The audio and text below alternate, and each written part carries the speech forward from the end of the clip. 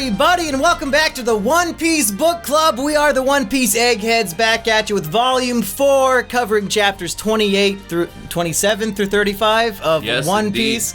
Right smack and dab in the middle of the Syrup Village arc. Let's not get all sticky stuck in the syrup. Let's slide on down the hill like Zoro. I am Monkey D. Jones, joined as always by my co-captain. That's right. The lost Meow Band trio. Listen, the spotlight wasn't big enough for two people shaped like me. Dude, and, oh my god, should we go as the Meow Band brothers to like an anime convention? That's perfect fucking casting for us. Didn't even think about it. Now that I'm losing all this weight, my shirt is 80% empty if you try to slash it open. Folks, hey, good news, exciting news. Episode 1 of this podcast has now aired, Eggy, and we do have some fan feedback. Most of the comments were just people celebrating that the show exists, so that's very kind, and it was exciting. I gave everybody a heart, but there is one man who might be a woman. I don't know. Their profile picture looks like a fat woman to me. I don't know if that's them or not, but this person, they're always keeping me honest in my comment sections. Usually it's annoying, and I don't know if they even like me on a personal level. They might dislike me and give me shit, but I thought this comment was worth reading. This is from a Miduku Man in response to our review of Volume 1. He says, "Hey Monkey, just wanted to say that I found it kind of sad that you skipped over the relevance of Kuina for Zoro. She is basically his driving factor and motivates his dream. She is the only person until that point whom he could never defeat, so his mission is to become the best sword master to in turn make her the best. This is literally why he is doing it, not for his personal goals, but for hers. This is why she had to die, so that her dream could live on with him. Nothing more, nothing less. It's pretty beautiful when you think about it." So true. I was more, when we talked about that, I more wanted to bring up the conspiracy that she killed herself. But yeah, the fact that Zoro wants to be the best because it in turn makes his childhood friend the best, and that is very beautiful, Eggy. Did you have any thoughts on all that? Well, it's a very good point. This actually, in this volume, there is a part, we already brought up the Meow Band brothers. Zoro's fight against these Meow Band brothers, they basically kind of almost hit him, not quite as severely as when Luffy had his hat pierced, but they do go for his treasure in their fight by taking 2 of his 3 swords out of his possession. Yeah, and Nami does kick the swords, which he also is upset about. Well, should we go through this volume, and you guys can see the time code on this episode. It might be the shortest one. We talked about this before the show. Volume 4 might have the least meat on the bones. It would certainly not satisfy Luffy's hunger cravings for meat, but I've got a very soft spot in my heart for this section of the story. And Eggy, I didn't want to tell you this, but maybe I should now. Syrup Village is considered by most of the fan base to be the worst, if not the second worst arc in the entire story. Wow. So we're getting through some of the muck here. Did you get that impression at all? Well, I can tell that there's not a lot eventful maybe going on in this volume. I should say there's not a lot moving the story forward, I guess. I feel like there is a good amount going on, but it's not nearly as engrossing a whole piece of something as the other volumes were. We basically ended Volume 3 with Luffy and Usopp overhearing the plan of the Dread Operation Murder Miss Kaya. That's right. And what we end up with at the conclusion of the volume is basically, the plan's exposed, some combat has happened, but overall, we haven't concluded what began essentially in the last chapter of the last volume. So it's not bad. So if this is the worst or second worst yes. arc, to be honest, I can see why you're so fond of this. Yes, exactly, dude. Exactly. If this is the worst that it gets, this is a pretty fucking good story. Yeah. And for me, it's because I'm a diehard Usopp stan. Just right off of frame right here, I got my wooden Usopp Wanted poster up on the wall.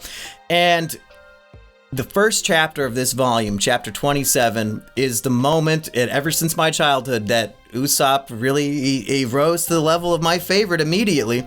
And I might be the only person on the entire planet who cries when they read volume 4 of One Piece. The scene in chapter 27 when Usopp confronts Kaya and he's so desperate to keep her safe and alive, and she won't believe him. He grabs her and says, okay, I'll do it by force, and she slaps him in the face, and then Mary the butler shoots him in the arm. In the anime, it's very emotional, very well done, and even just reading the manga, I got a little misty-eyed again this time. And again, I've never heard anybody else ever even mention this scene at all. Nobody seems to remember or care, but you know, maybe I was a bit of a liar as a boy myself. Maybe it's just too relatable. And I feel like it's the most human character scene we've had in the entire story so far. Like, Usopp feels like a real person, and he's arguing and talking unlike, I think, any of the other characters. Everybody else, it's almost like a mythic legends and epic people, and this is just like a normal guy who's always lying, and he's like, no, this time I'm telling the truth, please believe me, I'm trying to save you, I love you. And you know, it just gets to me every time. Well, in the contrast, because if you're reading let's say the final chapter of volume 3 and you're going directly into chapter 27 without skipping maybe a little bit like we might have for review purposes, it's just the contrast, the absolute pure diabolical nature of Dread Captain Kuro, how he has just been truly so evil to be in the midst of this woman and just supply her with this false narrative for 3 years just for this ultimate conclusion, to have her brutally killed and have his pirates just raise the town, and for him to collect all the goods, versus this happy-go-lucky, you know, sort of, well, liar, pants on fire, you know, jokester, trickster of the village, who everybody in the village are the people that he's grown up with ever since he was a boy. He didn't have that father figure in his life. These are the people who kind of raised him, and he's really been lying to her or creating these tales of fancy out of a place of trying to raise her up and try to better her condition. So in just the stark contrast here, I think that really adds an additional element of emotional depth, that when he's in such a desperate state and all the guards are just coming upon him and he gets shot and his arm is bloodied. Yeah, and like all the townspeople are like an angry mob chasing him down, like he's running out of time. He's so desperate. It's this one little boy against the world. And yeah, I think Oda, he peaked early in volume 4. And then, of course, nobody believes him, and he comes across the Usopp pirate gang, those little kids, and he wipes his tears and says, nah, I was lying again, there's nothing to worry about. He's taking the weight of the world on his own shoulders. He doesn't want anybody to stress or worry, and at this point, he thinks he will single-handedly stop these pirates, and thankfully, Luffy and the crew, they see the nobility, and they respect it, and they want to help him out. Was there anything, before we go too linear, is there anything from this volume that jumped out to you? I forgot to ask you that at the beginning. Well, with the Black Cat crew, which is the crew under Dread Pirate Kuro, one thing that I enjoyed is just this sort of, even though these are just the henchmen, a lot of them are just, you know, nameless crew. The anxiety that they have from like, it's not a smooth landing and heading up to the village. They originally land at a different port from what Luffy and Co think they're gonna land at, so they put all this oil. I think that was Usopp's idea to have all this oil so they cannot traverse up the hill. They end up landing at a different port, which is where the other ships that Luffy, Nami, and Zoro arrived on. They stole from Buggy. Yeah, with all their treasure inside. And they say that there's 5 million berries on board. This is a king's ransom. Really? A king's ransom? You're gonna hold a king hostage and only get 5 million berries out of it? I mean, I don't mean to spoil like the economy of One Piece, but 5 million berries is really not that much, I don't think. But I don't know. I guess I would not be able to know for sure at this time. I think at one point there's like an image of a cabbage stand, and it shows you how much it costs for a cabbage, and people were able to convert that based on real world currency. Okay. So I think a berry might just be like 1 yen. You know? So like a penny? Yeah, like not very much, to be quite honest. Yeah, maybe at this point in the story, inflation hasn't hit yet. You know, maybe it's going to change a little bit later on. But whereas some, I think, might see the chaos going on here where, they're over here. There's a whole thing where Nami she's going to be like falling and sliding down the oil as they realize they're at the wrong port. We got to go. She lets Zoro basically fall down instead as she runs off.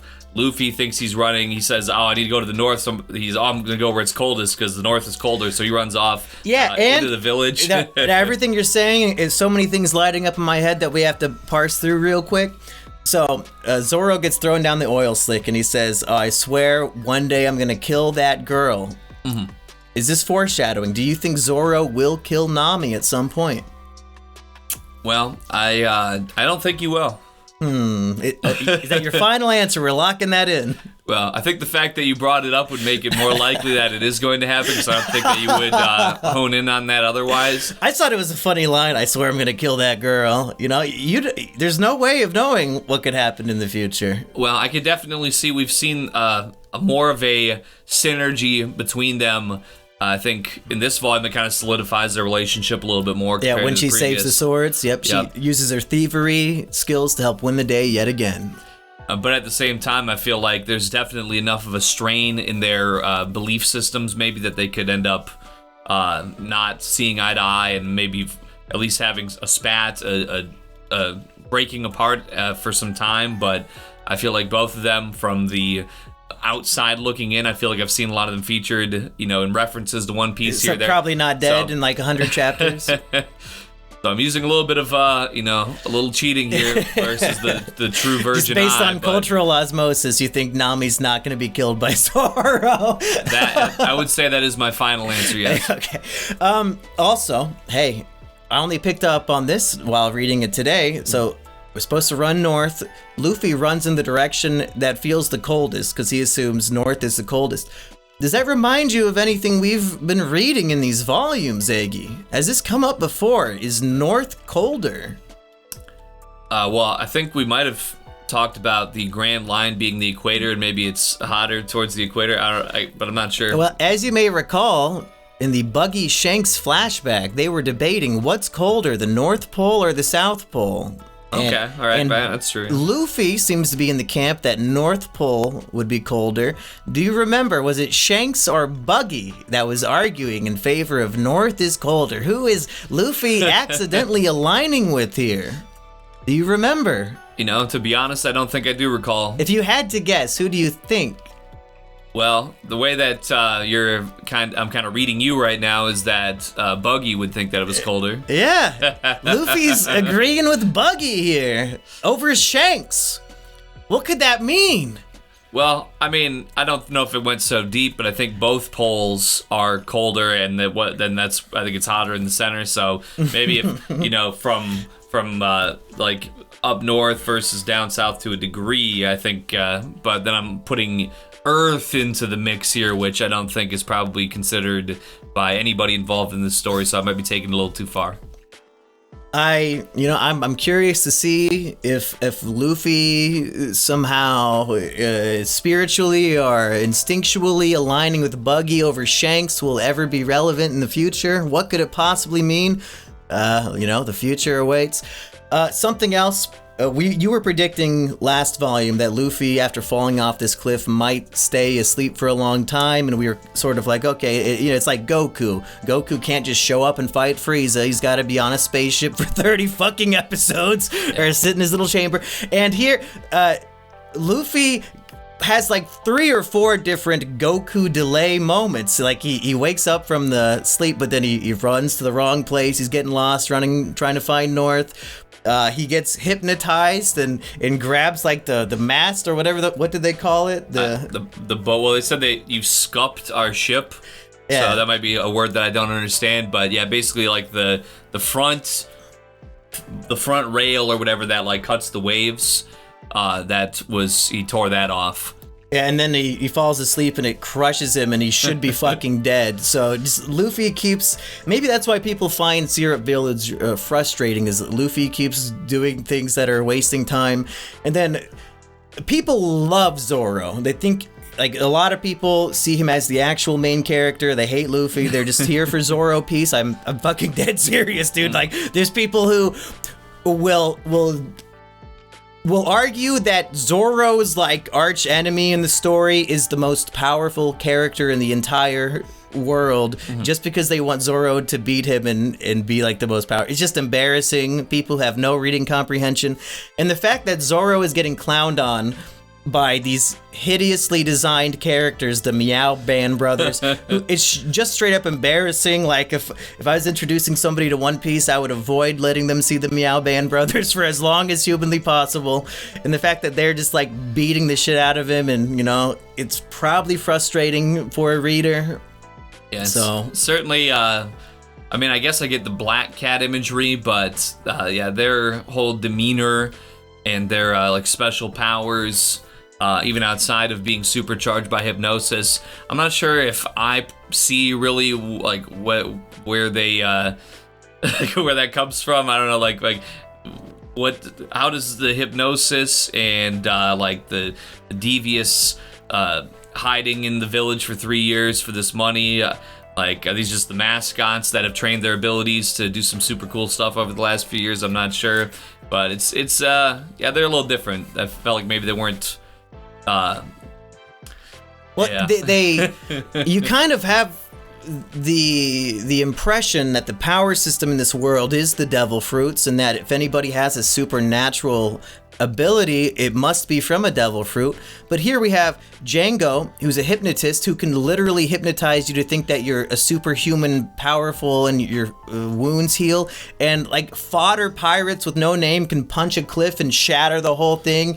You know, there's no devil fruit power involved here. Captain Kuro, evidently using his, what I believe in the anime they called it the cat out of the bag technique, but what do they call it here? Pussyfoot maneuver? Yeah. Yeah, I like cat out of the bag better, but maybe that's what he calls his final attack. I don't remember, but he's so fast he's basically teleporting around with a literal sword coming out of each finger. So it gets a little ridiculous, considering they don't actually have a devil fruit power. Now that you reminded me of the pussyfoot technique, I suppose that is true. Yeah, I guess it kind of ties in together here then.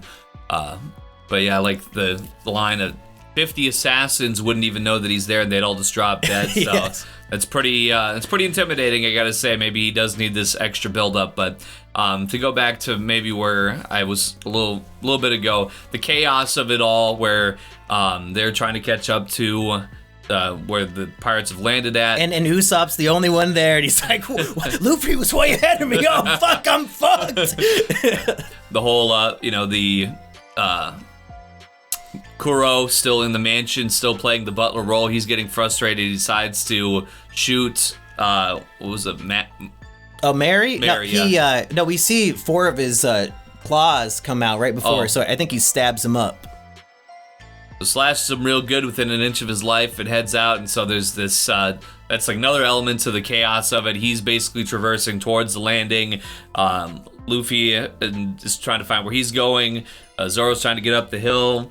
Usopp shows up too early and he's by himself, and then the crew has to be concerned that they're not meeting the captain's deadline. There's all this going on, and I kind of liked the chaos of it. It almost showed like it felt relatable, I guess, because I'm very disorganized and I always am, a day late and a dollar short.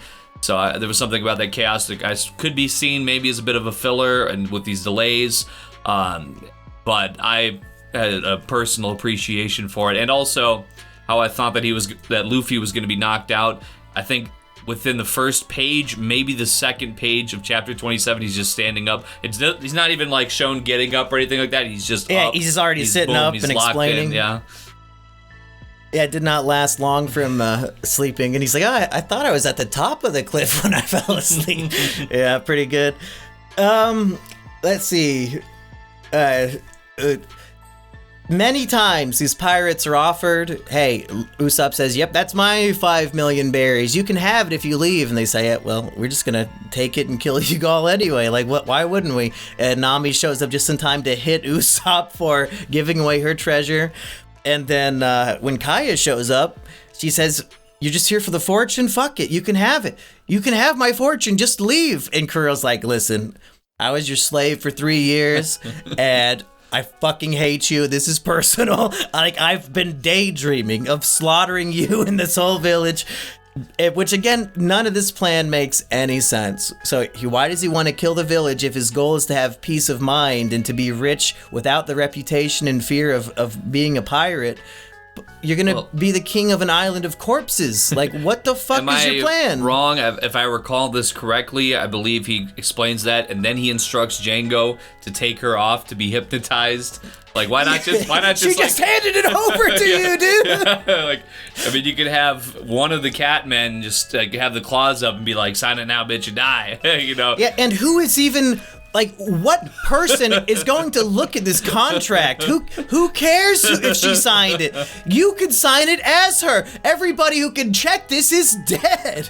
So maybe there's a reason why Syrup Village is so lowly ranked. It's just because this plot is complete nonsense. And for Captain Kuro to be regarded as like this brilliant tactician, one of the smartest pirates, but then he's stabs Mary and then leaves the corpse for Kaya to find. Like, what the fuck were you thinking? Yeah, I mean, I could see maybe somewhere down the line if he would need to face Marines in court or something, but if he's already a known pirate who's been in hiding for 3 years, I mean... I think it's like being a convicted felon. It's like, sorry, you got the F on your name forever. You got the P on your name forever, Kuro. You can have all the contracts you want. Oh, this person who has 2 gunshots to the back of the head said I could have it. Somehow, mysteriously, this happened. Then it's like, listen, we see it. These Marines, they don't play. They're gonna have you hanging. It is what it is. Something sort of parallel to the story. We are introduced to the SBS. Now, Oda is answering fan questions to really flesh out the world in ways that he can't in the panels of the manga. Were you surprised to learn that Luffy is 17, Nami is 18, and Zoro is 19? Did that pretty much check out from what you've been reading? I might not have read the SBS. Oh, well, you're missing out. You always got to read the SBS. Is so much crucial information in there. Yeah, I did. I think I read through, and I think as soon as it ends with the panels, I pretty much go to the next chapter. So you are right. I definitely did miss out on that, but I do like to appreciate the full page drawings, though, that are just separated from the content of the story. I do take the time to appreciate the detail in those.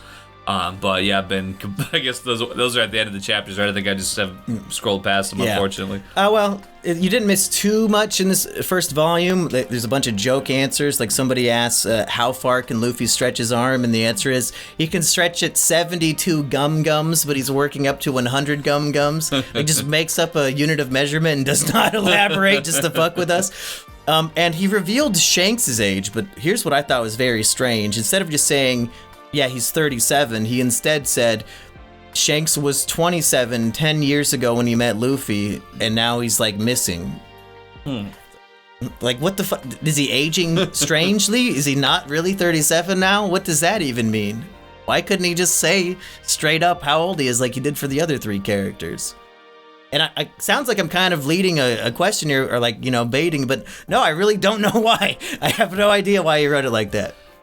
Is it possible that maybe sometime in the future, in a now yet unreleased chapter, maybe he went through time distortion, somehow magically, maybe there was something that, or somebody with a devil fruit power to, do a rewind, maybe he lost like a month of time or something somewhere. Maybe he got some sort of eternal youth surgery and now he doesn't age anymore. But I don't know, he put it in a very strange way.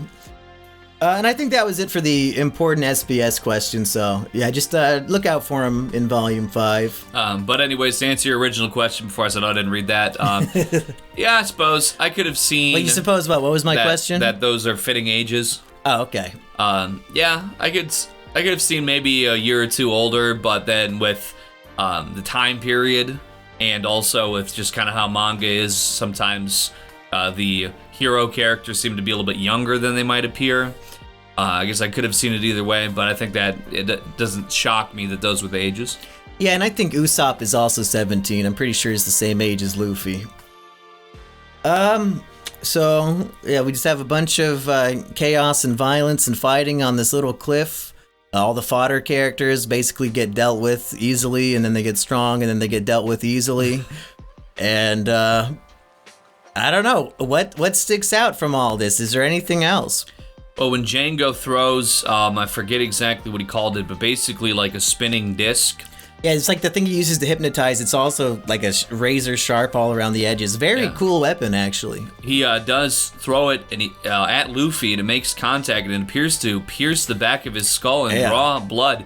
So didn't get the gum bounce on that one. No. However, he doesn't seem to, it doesn't kill him. It doesn't seem to impede him significantly, and Django is very surprised by that. I gotta say, I kind of was too, because I'm like, all right, I know we got the gum power. You can shoot him, the bullets bounce back, but, you know, giant spinning hypno disc sticking in the back of your head, so it had to get pretty deep, I think. But. Well, hey, remember, when we meet Luffy, he stabs himself in the face, so it just proves that he has guts. Like, the sharp blades will harm him, and it hurts a lot. Like, we've never really seen Luffy yell "ow" before like this. Like we actually see him in horrible pain, but he's just so tough and has such guts that even with the fucking stab wound bleeding out of his head, he's still willing to get up and fight. He's not gonna let that stop him.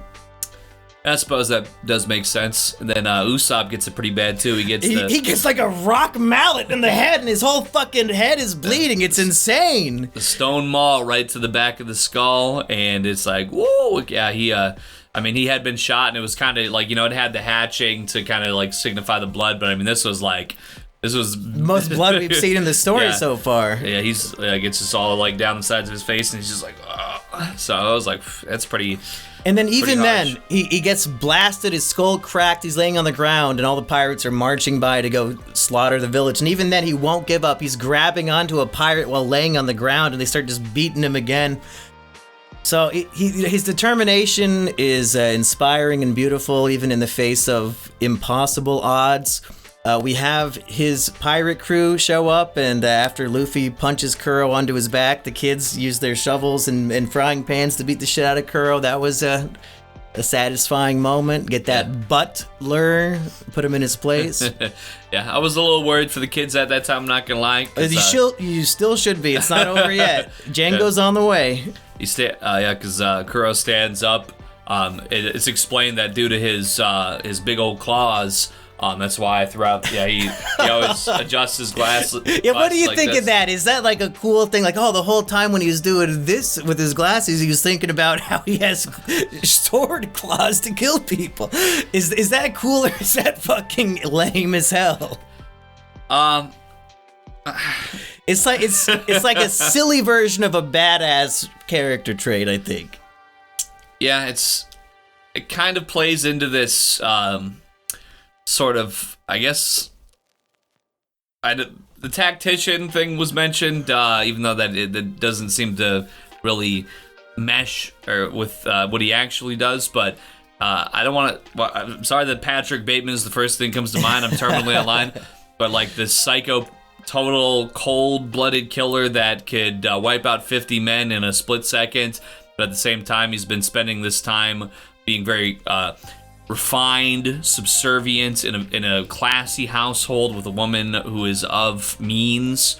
It's just this sort of duality that exists within him, I think, is very interesting, that he's been able to play both these parts, because I don't think many pirates, as we understand them, could probably be trusted to retain that sort of undercover attitude. He might have been thinking of killing this whole time, but he's been able to restrain himself and continue in this very dignified way with how he's approaching the situation.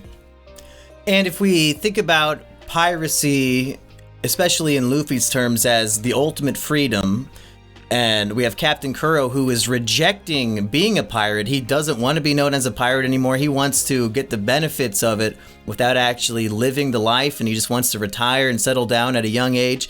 It's like this rejection of true freedom out of fear.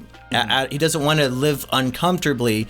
He wants the easy way out, and he's what a disgusting example of a pirate captain, a pirate who does not want to be a pirate. It makes me sick, and Luffy punching him from all the way down the cliff was very satisfying. And did you, at the end of the last chapter, did you happen to scroll down and see they, at the end of each volume, they say, oh, check out the next volume, and they'll like show a panel or two. Well, actually, that I did just briefly because I didn't want to study it too closely. I thought I don't want to, maybe inadvertently spoil myself on anything, but I did look past. The strangest choice ever, speaking of not wanting to spoil, the preview for Volume 5 it shows Luffy defeating Kuro. Like, what the fuck? Why? Why is that the preview? Is just the panel of him winning the fight? Jesus fucking Christ, dude. They really just wanted you like, no, don't worry, Syrup Village is gonna end. We're gonna move on. Make sure you buy Volume 5. We're gonna beat a new character. Yeah, I think maybe I did see like I think it just something caught my eye. I don't remember seeing that particular part of it. Okay, good. But I think something caught my eye. I think there was a couple of guys, and I was like, oh, I'll just wait and I'll read it. I'm not going to take these in too much. So. Well, and for anybody who feels like I just spoiled them, again, I'm addressing what was in the chapters that they gave us. Did you notice, at the beginning of each chapter, there's always a cute little illustration of Luffy and the friends hanging out with some animals or something? Mm-hmm. Do you remember what the final one was on chapter 35?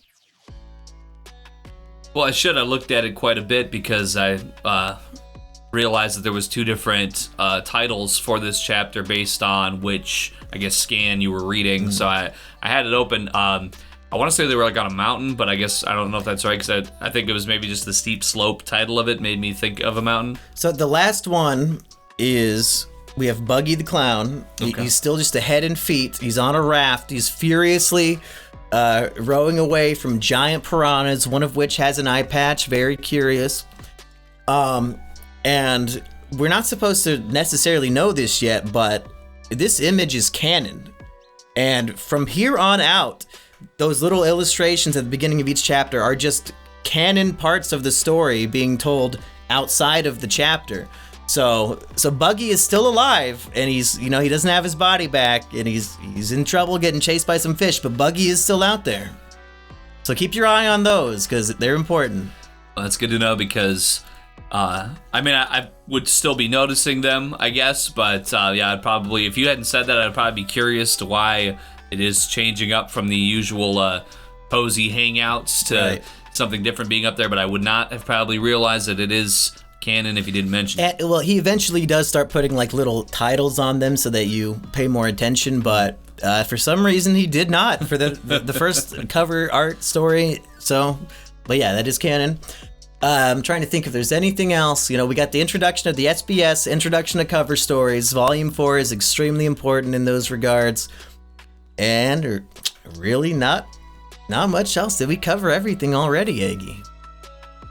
I think more or less we could mention that the Meow Band brothers, the one who resembles... CM and Butchie. Yeah. So it was CM and Butchie. Check us out at AnimeCon 2025. Yeah. CM, he's a little bit more with the slash, and Butchie, he's a big boy. He just hits the ground pound like Mario, and that's how he likes. It's called a cat ass trophy because he hits you with this big old cat ass right in your face with about 400 pounds of pure feline man. Wow, I didn't even catch that. Was that part of the pun? He's doing a pun on catastrophe and cat ass because he has a big fat ass. That's pretty good if that's intentional. I'm not even sure if it is, but I probably wouldn't have caught it.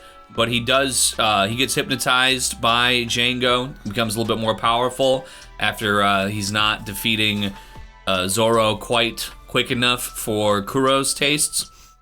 So they power him up. Kuro says, if you guys don't kill them in 5 minutes, I'm killing all of you.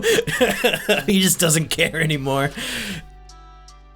So the second catastrophe is pretty significant. It basically has the sort of destruction of the terrain that, maybe not. I want like a buggy ball. Yeah, a buggy ball. Yeah, it's fucking obliterating the ground. It's made of rock.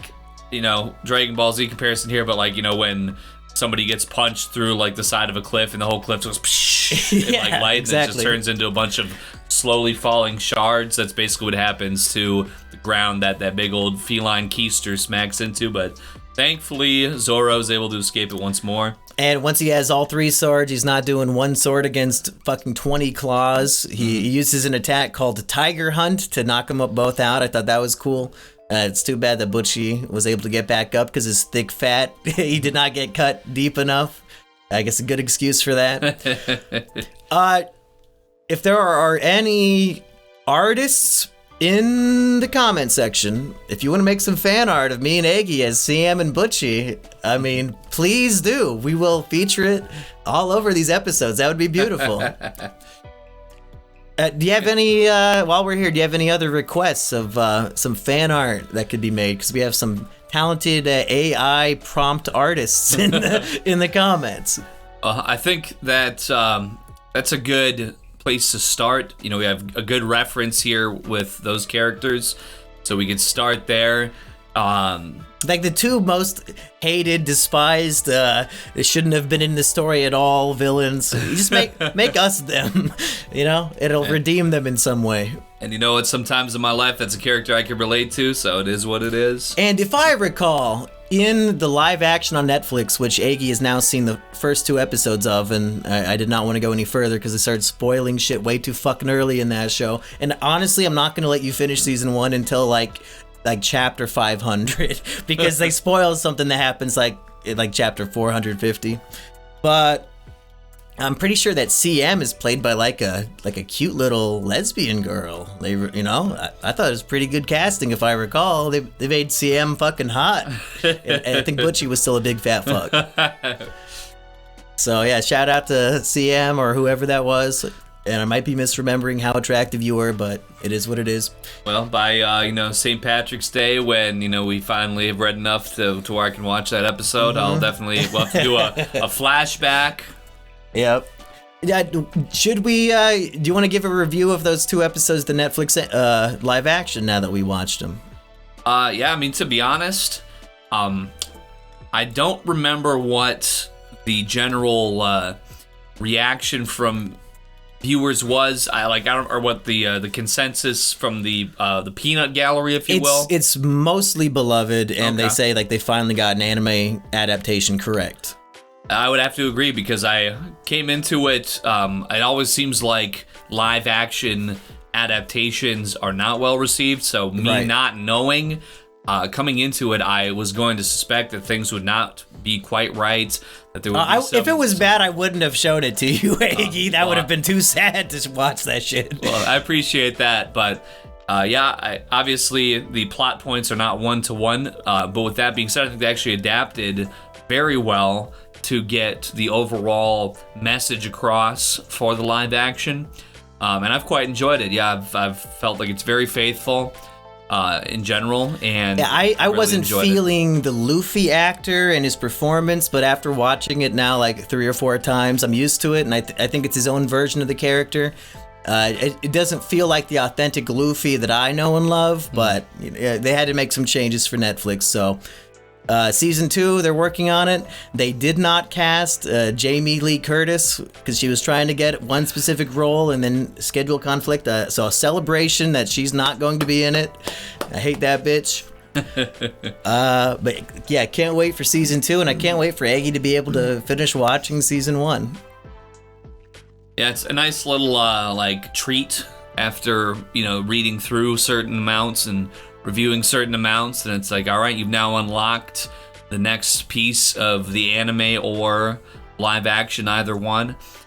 So that's been nice, and it's just nice to kind of, after I put certain things in my own head, like the voices and what I would imagine this character sounds like, what I would imagine their mannerisms are like based on what I've read in the manga, to see how they're portrayed by animators, how they're portrayed by actors, and kind of see where I ended up measuring up compared to their vision.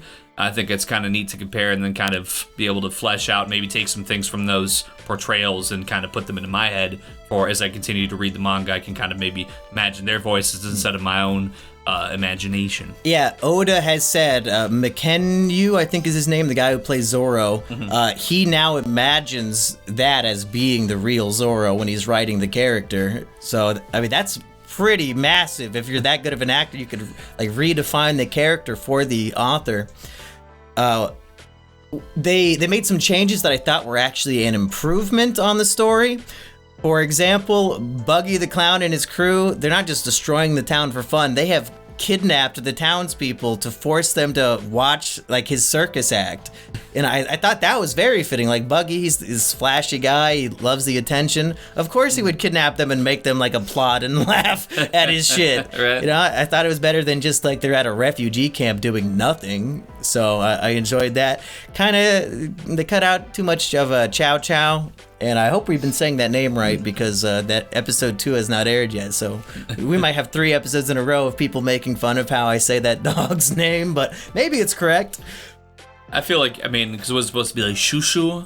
I mean, yeah, it could. He's guarding a pet food store. I feel like Chow Chow is the obvious pun. So, but maybe not. I think the actor playing Buggy is very good. Again, it doesn't feel exactly like the Buggy, but it's a good interpretation. And then Nami is pretty much perfect. Like I don't see how they could do that any better. I would have to agree on every single one of those points. Yeah, nothing has stood out to me as any sort of unusual or grating or just off-putting with any of the decisions that I've seen for what they've put into it in these first 2 episodes. Okay, Eggy, we somehow got a full-length episode here, so let's get some virgin predictions. What do you think you will see, not just in the next volume, but in the future, based on what we've read today? Well, I think this is very far out there, but I think Usopp is going to join Luffy's crew. Or will they join his crew? He's also a pirate captain. Well, I mean, I guess... You think he's going to abandon Onion, Carrot, and Pepper? I mean, of course they're going to go wherever Usopp goes. You know, he's their captain. Well, I would like to think that Usopp would maybe wait for them to grow a little bit. They might be putting themselves in danger if they have an idea to make it to the Grand Line. These children might not be quite ready for that yet. But I suppose Usopp is the father of a pirate and one that's of Shanks' son of a crew. Pirate. Yeah, and of Shanks' crew nonetheless. I guess there is. He does have that going for himself as captain material. But I guess in either case, I feel like I would predict he'd be more likely to join Luffy because Luffy wants to be king of the pirates. I'm not sure if he's ready to be subservient to another captain. Yeah, right. What if I told you, and I'm not going to give you any context to explain this, so just interpret it whatever way you want. All right. What if I told you the character named Carrot is in the top 5 most masturbated to characters in One Piece? Well, to be honest, I hate sickos even more than I love reading manga. That's disturbing. I hope that secretly... I mean, the 18-year-old version, right? That Z grows up to become. I didn't say which carrot. I just said the character Carrot. Well, all right. Well, when that person is in the next 10 volumes from now, when they're 18 and have some kind of obvious physical dimorphism going on for themselves that somebody would find attractive. I don't know when that is. All I can say right now is fuck sickos. I'll explain it off the show to you, but it is true. Yeah, I think that's about it for Volume 4, unless you had, one more prediction for the future. Well, I gotta say, with where we're ending at in Volume 4, all I can feel, even without having explicitly observed that panel in my eyes, kind of went past it, of this alleged defeat of Kuro by Luffy.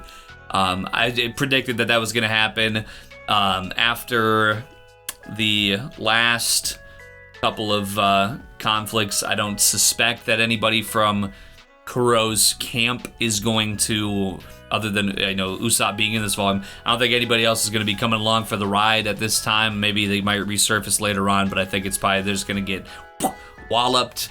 Kaya, she's going to be able to sleep easy. Maybe she'll give them a little parting gift, maybe a little bit of money for their troubles to maybe upgrade them up a evidently little she has bit. a lot of money.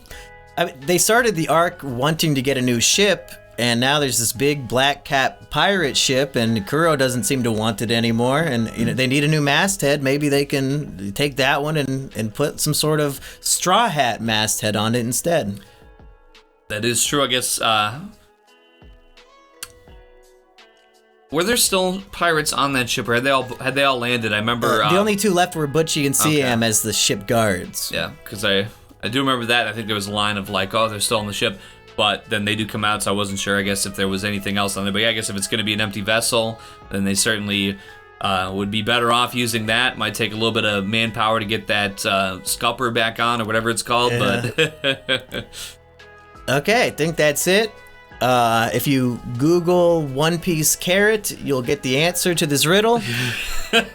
And we will see you next week for Volume 5, covering chapters 36 through, 44? Something like that.